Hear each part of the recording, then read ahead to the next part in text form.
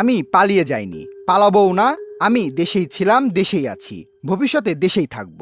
তবে নিরাপত্তার স্বার্থে সরকারি বাসায় ফিরিনি। গত 18 সেপ্টেম্বর গণমাধ্যমকে এমনটাই বলেছিলেন বাংলাদেশ পুলিশের সাবেক অতিরিক্ত মহাপরিদর্শক এসবি মনিরুল ইসলাম।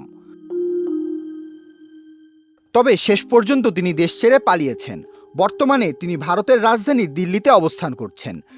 তবে তিনি কিভাবে সেখানে গিয়েছেন সেটি স্পষ্ট না করলেও দেশ ছাড়ার বিষয়টি নিজেই গণমাধ্যমকে নিশ্চিত করেছেন।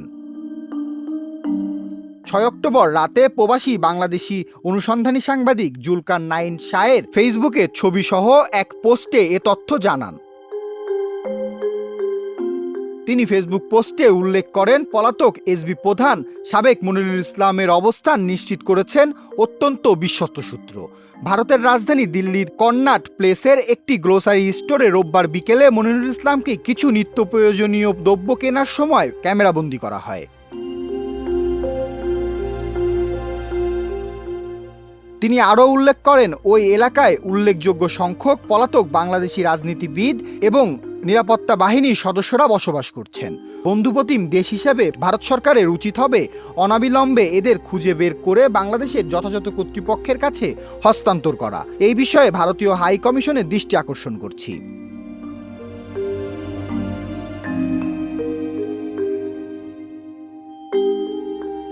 কোটা সংস্কারে পরিচালিত বৈষম্যবিরোধী ছাত্র আন্দোলন দমনের নামে প্রধানমন্ত্রীর কার্যালয় থেকে 25 কোটি টাকা আনার অভিযোগ ওঠার পর ফোনে আলোচিত এই কর্মকর্তার সাক্ষাৎকার নেন একটি জাতীয় দৈনিক। সে সময় তিনি বলেছিলেন, আমি পালিয়ে যাইনি, পালাবও না।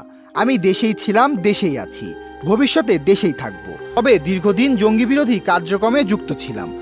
5 আগস্ট সরকার পতনের পর অনেক সন্ত্রাসী জঙ্গি জামিনে মুক্তি পেয়েছেন, যাদের আমি নিজের হাতে গ্রেপ্তার করেছিলাম। তারা আমাকে এখন হুমকি দিচ্ছে। আমি তো এখন পুলিশের কেউ নই, আমাকে অবসরে পাঠানো হয়েছে। আমি এখন স্বাধীন, তাই কোথায় আছি সেটা তো ব্যক্তিগত। তবে দেশেই আছি, নিরাপত্তার স্বার্থে সরকারি বাসায় ফিরিনি। তবে ছাত্র আন্দোলন দমনের জন্য 25 কোটি টাকা আনার বিষয়টি অস্বীকার করেন এ কর্মকর্তা। তিনি দাবি করেছিলেন, টাকা আনার কোনো ঘটনা ঘটেনি। এসবি তো অপারেশনাল ফোর্স না, অস্ত্র নিয়ে এই আন্দোলনে এসবির কেউ ডিউটি করেও নাই। দ্বিতীয়ত, এসবি হলো ইন্টেলিজেন্ট ফোর্স, ফাইটিং ফোর্স না। সুতরাং এমন টাকা আনার প্রশ্নই ওঠে না। পুরো বিষয়টি ভুয়া।